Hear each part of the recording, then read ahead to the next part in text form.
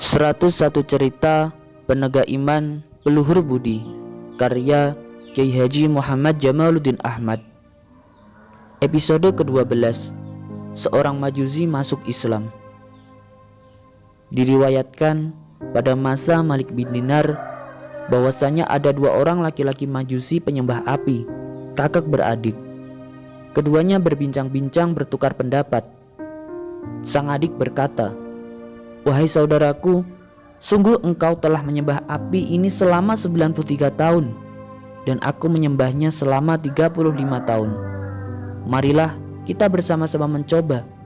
Apakah api yang kita sembah ini masih membakar kita seperti halnya membakar orang-orang yang tidak menyembahnya? Apabila api ini sudah tidak membakar kita, maka kita terus menyembahnya. Tetapi jika masih tetap membakar kita, maka kita berhenti menyembahnya." Kakak beradik itu kemudian menyalakan api. Setelah api itu membesar, adiknya berkata kepada kakaknya, "Wahai kakakku, apakah engkau yang meletakkan tanganmu ke dalam api sebelum aku, ataukah aku yang meletakkan tangan sebelummu?" Sang kakak menjawab, "Engkau dulu yang meletakkan tangan dalam api." Mendengar perkataan kakaknya, sang adik pun meletakkan tangannya. Ternyata api itu membakar jari-jarinya. Ia menarik tangannya seraya berkata, "Aduh, aku telah menyembahmu selama 35 tahun. Engkau masih menyakitiku."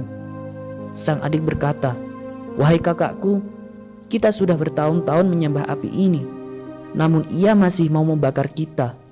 Marilah kita menyembah Tuhan yang apabila kita berdosa dan meninggalkannya selama 500 tahun, Dia mau memaafkan kita dengan melakukan taat sesaat dan mohon ampun sekali." Kakaknya menerima pendapat adiknya dan mengikuti petunjuknya. "Marilah kita pergi mencari seseorang yang dapat menunjukkan kita ke jalan yang lurus." Keduanya sepakat untuk pergi bersama-sama ke tempat seorang alim yang bernama Malik bin Dinar. Setelah sampai di kota Basrah, keduanya melihat para jamaah yang duduk di majelis ta'lim Malik bin Dinar. Mereka sangat menghormatinya. Sang kakak berkata, "Wahai adikku, aku tidak akan masuk Islam karena sebagian banyak dari umurku telah aku gunakan menyembah api. Apabila aku masuk Islam, niscaya keluargaku akan mencaci makiku. Menyembah api bagiku lebih aku senangi daripada dicaci maki mereka. Jangan berbuat seperti itu, wahai kakakku, karena caci makian mereka hanyalah sesaat, sebentar saja akan hilang. Sedangkan dahsyatnya siksa neraka tidak akan hilang selama-lamanya. Maka jangan engkau dengarkan perkataan keluargamu." Sang kakak berkata, "Aku tidak dapat menerima pendapatmu, wahai adikku. Terserah engkau, wahai orang yang celaka, jika engkau mengikuti kehendakmu." Kemudian kakaknya kembali pulang, sedangkan adiknya bersama istri dan anak-anaknya meneruskan untuk bertamu dengan Malik bin Dinar. Mereka duduk di samping Malik bin Dinar. Setelah Malik bin Dinar selesai mengaji di majelisnya, laki-laki itu berdiri mendekati Malik bin Dinar dan menyampaikan semua peristiwa yang dialaminya dan minta agar ia, istri, dan anak-anaknya mendapatkan penjelasan tentang Islam. Malik bin Dinar pun memberikan penjelasan kepada mereka tentang Islam. Spontan mereka bersama-sama masuk Islam. Setelah itu mereka mohon izin untuk kembali pulang. Malik bin Dinar berkata, "Jangan tergesa-gesa pulang. Aku akan mengumpulkan sejumlah uang dari kawan-kawanku untukmu." Sang adik berkata, "Aku tidak menginginkan apapun kecuali masuk Islam." Mereka kemudian meninggalkan majelis Malik bin Dinar dan menuju tanah kosong yang tidak ada penghuninya. Ternyata di sana mereka menemukan sebuah rumah yang sudah terbangun. Mereka pun bertempat tinggal di rumah itu. Keesokan harinya, istrinya berkata kepada suaminya, "Pergilah ke pasar dan carilah pekerjaan. Lalu engkau belilah makanan dengan ongkos pekerjaanmu." Suaminya langsung pergi ke pasar. Ternyata tidak ada seorang pun yang menyewa dirinya untuk kerja. Ia berkata dalam hatinya, "Aku akan bekerja untuk Allah Subhanahu wa Ta'ala." Lalu ia pergi menuju tanah kosong yang lain dan melakukan sholat di tempat itu sampai waktu maghrib. Selesai sholat maghrib, ia pulang menuju rumahnya dengan tangan kosong, tidak membawa sesuatu apapun. Istrinya bertanya, "Kenapa engkau datang tanpa membawa sesuatu apapun?" Ia menjawab, "Aku bekerja di tempat seorang raja selama 1 hari, maka ia masih belum memberiku suatu apapun. Aku berjanji akan memberimu sesuatu besok pagi."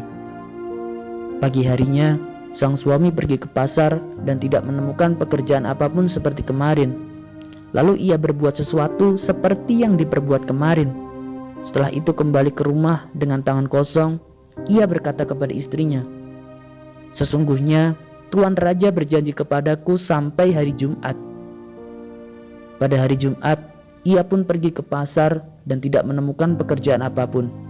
Kemudian ia melakukan sesuatu seperti yang dilakukan pada hari-hari sebelumnya.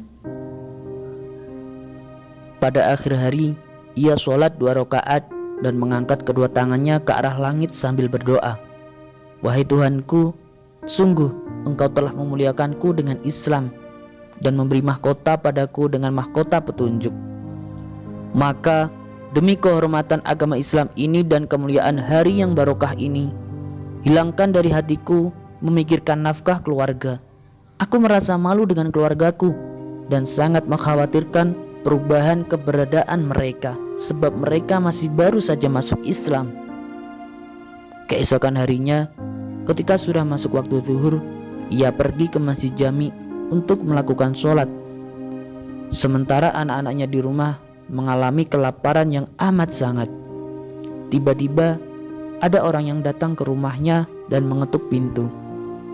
Istrinya pun keluar. Tiba-tiba ada seorang anak muda yang tampan wajahnya, membawa sebuah nampan terdiri dari emas yang tertutup dengan taklak dari emas pula. Pemuda itu berkata, "Ambillah nampan ini dan katakan kepada suamimu bahwa nampan seisinya ini adalah ongkos kerjanya selama 2 hari. Apabila suamimu menambah kerjanya, kami pun akan menambah ongkosnya." Istrinya menerima pemberian itu. Ternyata di dalam nampan ada uang 1000 dinar. Ia mengambil 1 dinar dan membawanya ke tempat penukaran uang. Pemiliknya adalah seorang Nasrani. Ketika Nasrani menimbang uang 1 dinar, ternyata beratnya melebihi 1-2 mithqal daripada uang dinar yang berlaku. Nasrani memperhatikan ukiran yang ada pada uang dinar. Ternyata ada tulisan yang berbunyi, "Hadiah dari akhirat." Ia pun bertanya, "Dari mana engkau mendapatkan uang dinar ini? Dan di mana tempatnya?" Wanita itu menceritakan segala sesuatu yang ia alami.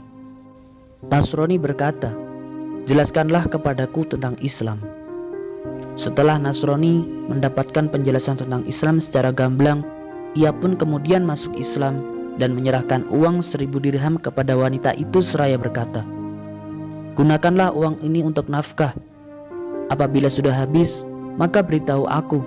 Aku akan memberimu lagi seperti ini." Wanita itu menerima pemberian dari Nasrani, kemudian pulang menuju rumah. Di rumahnya, ia memasak makanan yang enak-enak, sementara suaminya masih melakukan sholat di Masjid Jami sampai maghrib.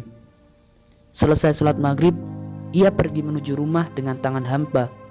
Ia membuka sapu tangan dan mengisinya dengan debu dan berkata dalam hatinya, "Bila istriku bertanya kepadaku, akan aku jawab bahwa bungkusan sapu tangan adalah tepung yang aku buat." Setelah sampai dan masuk ke dalam rumahnya, ia melihat babut yang terbentang dan mencium aroma makanan yang enak. Ia pun meletakkan bungkusan sapu tangan itu di balik pintu agar tidak diketahui istrinya. Setelah bertemu dengan istrinya, ia menanyakan keadaan istri dan anak-anaknya, juga segala sesuatu yang dilihatnya di dalam rumah. Istrinya pun langsung menceritakan semua peristiwa yang terjadi di rumah.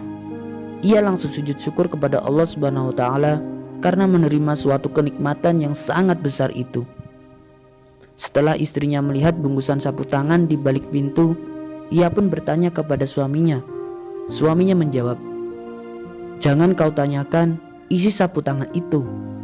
Ia pun pergi untuk mengambil bungkusan sapu tangan dan akan membuang debu yang berada di dalam bungkusan itu. Setelah dibuka, ternyata ia melihat bahwa isi sapu tangan itu berubah menjadi tepung dengan izin Allah. Kemudian ia bersujud kedua kalinya untuk bersyukur kepada Allah atas semua kenikmatan dan kemuliaan yang diberikan kepadanya. Di rumah itu, ia bertempat tinggal sampai wafat. Mudah-mudahan Allah merahmatinya. Ini adalah salah satu contoh kebahagiaan dan kemuliaan orang yang baru saja masuk Islam setelah mengalami berbagai macam ujian dan kesengsaraan.